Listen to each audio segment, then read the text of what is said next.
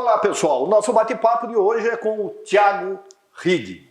O Thiago já é famoso no meio, ele vai contar a história da música e hoje ele está aqui para ser entrevistado, também não poderia deixar de falar, na companhia do seu ilustre pai, o Dr. Tadeu. Dr. Tadeu, que foi delegado em Botucatu, foi delegado aqui em Avaré e está aposentado hoje, então ele é o motorista particular do Thiago hoje. O Thiago hoje tem motorista particular. Thiago, primeiro, muito obrigado por você ter vindo aqui para a gente bater um papo, para contar essa história, contar a sua história, contar a história da música, como começou, enfim. Vamos bater um papo e vamos falar dos discos do Thiago. Vamos. Bom, obrigado pelo convite, é um prazer estar aqui na presença. E como que eu começo com essa história? Essa história começa em Barra Bonita, quando eu era criança. Minha mãe gostava muito de música, trabalhava no Banco do Brasil e nas horas vagas queria fazer aula de música, porque ela na infância tinha tocado sanfona, e do lado do pai, o meu avô, que foi músico mesmo, tocou em banda de música, tocava bombardino. Na Grande Sarutaiá. Na Grande Sarutaiá. Sarutaiá, que tem, depois a gente vai falar, tem a música em homenagem à terra natal. E aí, essa influência do vô, que eu ia sempre passar as férias lá, e a mãe querendo fazer aula de música, o pai já trabalhando, naquela época um delegado só para a cidade, você sabe como é que é. Pesado. E aí a mãe, no final do expediente, arranjou para fazer aula de órgão, piano, teclado, o que tivesse lá, e não tinha o que fazer comigo, né? Porque não tinha com quem deixar, e eu ficava lá. Aí, aborrecido por aborrecido, eu comecei a interessar. Falei, não, eu acho que eu vou fazer aula, porque eu fico aqui sem fazer nada uma hora. Enquanto ela faz aula, eu já aproveito. E ela incentivando também, começou. E aí fui pegando gosto.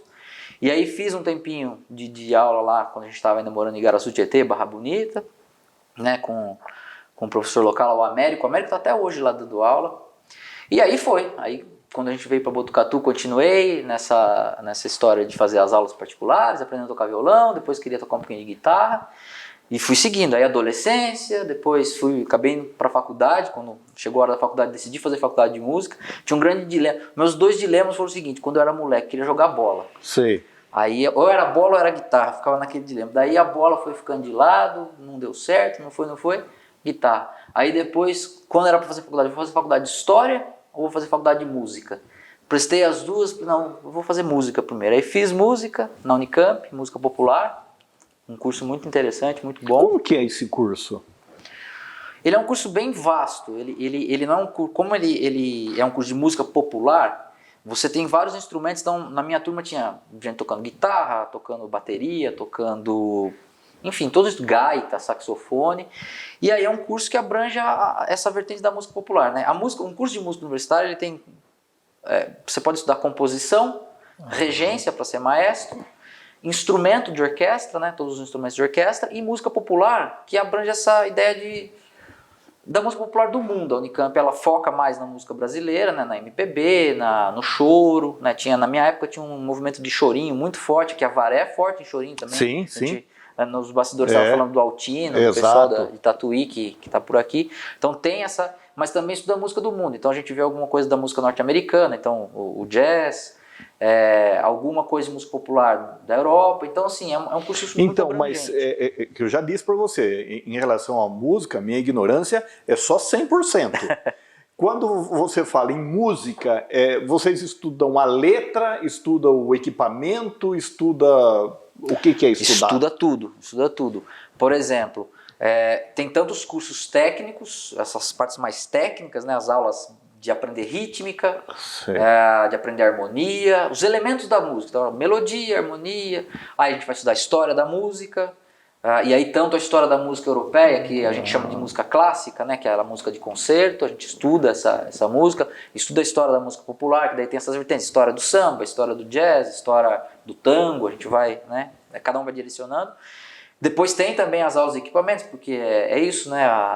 Tem gente que parte, por exemplo, como ela é muito abrangente, eu acho que em certo ponto a gente pode fazer uma analogia com o direito, uma faculdade, ou com a administração. Acho que são faculdades, são cursos que a gente pode colocar de certa forma lado a lado, no sentido que eles proporcionam uma abertura muito grande. Você vai fazer música, você pode virar engenheiro de som num estúdio, você pode virar roteirista de trilha sonora para filme. Eu tenho na minha turma, por exemplo, um amigo que virou engenheiro de som, montou um estúdio em Campinas. Tem um outro colega de turma que virou trilhista, ele escreve música para cinema, tem gente que vai para propaganda. Então, assim, é muito abrangente, né? Então, grosso modo é isso. Tem as partes mais técnicas de aprender a tocar, de desenvolver essas partes dos elementos da música. Tem a vertente mais de história, mais de musicologia. Tem o lado da pedagogia, que é muito forte também. Muitos dos meus colegas se tornaram professores, né? Dividem a maior parte do tempo deles dando aula. Também tem a carreira depois como performer, né? De tocar, acompanhar artistas. Eu busquei um pouquinho de cada, né? Então eu acabei dando muita aula, tinha essa vertente acadêmica que eu gostava muito, porque depois daquela história que a gente estava na dúvida, música, história, eu concluí música, fui para a França estudar, fiquei 1 ano na França estudando, fazendo uma especialização no conservatório lá. Voltei e falei, vou continuar estudando, gosto de estudar. Aí fui fazer história, daí fui para a USP, fui fazer história e falei assim, e agora, o que eu faço? Como é que eu vou amarrar tudo? Porque fiz história, agora tinha música. Aí fui para o IEB, que é um Instituto de Estudos Brasileiros na USP também, que junta, é um instituto que estuda o Brasil, mas lendo a partir da chave das artes. Então vai pegar o Mário de Andrade, vai pegar... enfim, vai para essa via de entender o Brasil, é uma das correntes do IEB. E era o que colava para mim essa história. Nossa. Isso é muito rico, hein? Lá, e o IEB é um lugar muito interessante, assim, de entender o Brasil mesmo, né? Entendi. E aí fiz o mestrado lá. Mas enfim... E daí se especializou, na verdade. Fui. Mas fiz... Você fez Tatuí também? Fiz Tatuí também. Estudei com o Altino, que é daqui de Avaré. Sei. Fiz um ano de aula com... Em Tatuí eu não me formei, porque eu frequentava Tatuí por conta do pessoal do curso de música popular, dos instrumentos mesmo de guitarra, violão, né, contrabaixo e tal. Mas eu queria entrar como aluno, mas já estava na Unicamp, ia conflitar algumas coisas, e aí dava certo eu estava querendo estudar bandolim também, já tocar chorinho, e aí acabei fazendo 1 ano, e aí eu aproveitava a viagem, fazia as aulas pelo conservatório com o Altino, mas fazia muitas outras aulas com os outros professores, convivia com o pessoal de lá, tinha um movimento muito grande de músico lá, né, e acho que daquela geração todo mundo hoje está, assim, foi todo mundo para as cabeças, né, tem um que está tocando com o Hermeto Pascoal. Olha... E aí assim, entrei nesse assunto da academia também porque eu fui tentando equilibrar, como eu tinha esse gosto pelo estudo, essa parte acadêmica, né, de chegar até o mestrado mesmo e tal, quem sabe um doutorado agora mais pra frente, mas também fui investindo na carreira de tocar ao vivo, de fazer show, de viajar. Toquei com a Elza Soares, né, que a gente perdeu agora faz pouco tempo, toquei com um cantor que chama Felipe Cato também. Fui investindo, e tenho minha carreira também, né? Tenho meus discos, a minha parte autoral mesmo, as músicas que eu vou... Esse daqui é um dos discos seu? Isso. Aprendendo a Ser Só. Esse é o primeiro disco meu sozinho mesmo, solo. A gente tinha um grupo antes que saiu da faculdade também. A gente se juntou, queria fazer música instrumental brasileira, que é uma ideia de misturar, de pegar todas as fontes que a gente tem do samba, da canção, na verdade, são músicas cantadas, estão samba, mas pega também o elemento do chorinho, que é a música instrumental brasileira, pega alguns elementos de músicas de fora também, do jazz, da música europeia, e montamos um grupo que chamava Managé. Tem um disco também que está no Spotify, o disco do Managé está esgotado, não tem mais, né? Então a gente fez o Managé, ficou ali um tempo tocando, tal como grupo. E aí a gente cada um foi, quando todo mundo se formou, foi dando encaminhamento, um vai para uma cidade, outro foi arrumar um emprego em outro lugar. A gente desfez o grupo e falei, olha, eu vou fazer esse disco aqui para começar um caminho sozinho. Hoje, todas as suas obras a gente encontra no Spotify? Encontra, tem o Spotify, Thiago Rigg, né? Certo. Tá lá, é só digitar na busca lá. E também tem meu canal no YouTube, que tem tudo lá. Daí tem tanto as músicas para quem só quer ouvir, né? O YouTube Music, né? O YouTube Música. Sim. E lá no YouTube também tá Thiago Rigg. Tá Thiago Rigg também. O YouTube é www.youtube/Thiago Rigg, com T maiúsculo e o R maiúsculo também. Já tem um link direto. Legal.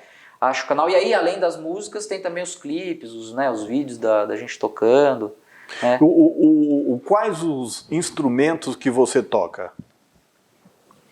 Já vou entrar aqui no Thiago Rigg. Basicamente, instrumentos de corda. Eu sou especialista em guitarra mesmo. Meu instrumento do dia a dia, que eu trabalho, que eu estudo todo dia, minha mais alta performance é na guitarra. Depois o violão, mas também trabalho com bandolim, toco viola caipira, um pouquinho de contrabaixo também, e depois ter uma noção básica de outros instrumentos para poder compor, né? A gente vai fazer um disco autoral desse, por exemplo, eu tenho que saber conversar com o baterista e saber o que eu vou pedir para ele, né? Então toco um pouquinho, mas não para, ou mesmo para, eu trabalho escrevendo música para dança também. Minha companheira Camila, ela é bailarina de formação, e a gente tem alguns trabalhos juntos também. A gente até recentemente, o trabalho do ano passado, né? O trabalho mais recente que eu tenho lançado é com ela, é um trabalho de performance, chama Heterológica, até a gente foi premiado com o PROAC, o lei de incentivo, e a gente lançou, então eu também escrevo muita música para dança, então tem que ter uma noção quando eu vou escrever para outros, né, para outros instrumentos tocarem e tal. Mas basicamente é isso, a sua especialidade mesmo é guitarra e violão. Ô Tiago, diga uma coisa para mim, quanto tempo, por exemplo, alguém está assistindo aí, puta, eu gosto do instrumento X, Y, Z, tal, quanto tempo vai para aprender a tocar? Vamos lá. Tá, essa é uma pergunta difícil, porque é o seguinte, basicamente tem duas coisas. Minha visão é, não tem talento. Talento é suor. Essa é a primeira coisa. Você sabe que nós fizemos uma entrevista aqui de um artista, de um pintor, e ele disse a mesma coisa. Ele pinta muito isso, aquilo, tal, e foi feita essa pergunta para ele. Ele falou que não tem talento. Tem suor. Fico 24 horas em cima daquilo, tal. E é a mesma coisa que você está dizendo. Isso. Assim, eu comecei a tocar muito cedo. Muito menino. Eu tinha 7 anos, naquela história que a gente contou no começo, quando minha mãe ia lá para a escola de música, eu tinha 7 anos. Eu fui alfabetizado, de um lado alfabetizado no português, do outro lado alfabetizado na música. Depois ia nas férias do avô, mesma coisa, ele me ensinando a ler música. Tem que ler o bona, filho, tem que fazer solfejo. Vou falar, solfejo, faz o solfejo, né? Então, é óbvio que a gente vai desenvolvendo facilidades, né? Sim. Mas, grosso modo, uma pessoa com facilidade, às vezes ela vai menos longe, porque como é fácil, ela fica menos horas sentado tocando. Entendi. E aí, agora, isso colocado, né, tendo isso em vista, que pode variar, uma pessoa que tem uma dedicação mínima, cotidiana, vai tocar 1 hora por dia, todo dia, no começo nem dá, tá começando a aprender, dói a mão, é que nem musculação, a gente vai fazer musculação, não dá para chegar puxando 100 quilos já no supino, né? Você vai construindo. Então assim, 15 minutos, meia hora, até um momento que você consegue ter assunto e físico para tocar 1 hora por dia, quem toca 1 hora por dia, em 6 meses, 1 ano, começa a tocar alguma coisa. Começa a ter depois, noção. Começa a ter uma noção, consegue tocar alguma música, consegue tirar algum som. E isso também varia de instrumento para instrumento, porque, por exemplo, o piano é um instrumento pronto, entre aspas, as notas estão lá, você aprende as notas, ele tem visualmente ele é fácil, porque o dó está sempre no mesmo lugar, então você vai tocar, mas o instrumento está com som pronto, qualquer criança que chega lá e pimba numa tecla, tem um som. Vai sair o som. Violão, mesma coisa. Violão tem um apelo visual muito forte também, porque tem as posições fixas, então você vai decorando. O cara que vai tocar saxofone, por exemplo, clarineta, ele fica 6 meses soprando, só sai ar. Trompete, até ele pegar o embocador e fazer e sair um som e não só o ar. Então isso também varia de instrumento para instrumento, né? Mas, via de regra, doutor, é como tudo na vida. Se não tiver suor, gostar e suor. Vai, E depois tem, isso a gente fala muito no meio também, às vezes a gente vê um cara fantástico tocando, né? E essa pessoa tá tocando demais e tudo mais, e aí você vai falar, mas o que é? Não, ela é uma pessoa esforçada. Tem muita gente esforçada, eu já vi, assim, meus ídolos, os caras que você vê assim, falam, pô, mas esse cara não, como é que ele chegou onde ele chegou? Aí você vai ver a entrevista dele e fala assim, não, eu cheguei aqui porque eu sou um cara esforçado, eu insisto, né? E uma última coisa, doutor, que a gente acha que também sinais dos tempos, né? Música tem uma coisa que é fantástico, mas a gente precisa pensar bem sobre isso nos tempos que a gente vive. O ouvido é mais lento, a gente vive numa sociedade visual, a gente quer ver as coisas. Exato. Então, primeiro que a gente está usando um sentido que é o menos visual de todos, né? Você tem que ouvir as coisas. E o ouvido nosso, a velocidade dele, se a gente fosse comparar com a velocidade do século XXI, internet, muita informação, a velocidade do ouvido é século XVIII no máximo, é pré-industrial, o ouvido demora, por quê? Porque é como aprender uma língua, um idioma. Quanto tempo a gente demora para aprender quero falar francês, quanto tempo eu vou demorar para falar francês? O ouvido ele vai, e a gente aprende de ouvido, uma criança aprende, quanto tempo uma criança demora? 3 anos, 2 anos, 1 ano?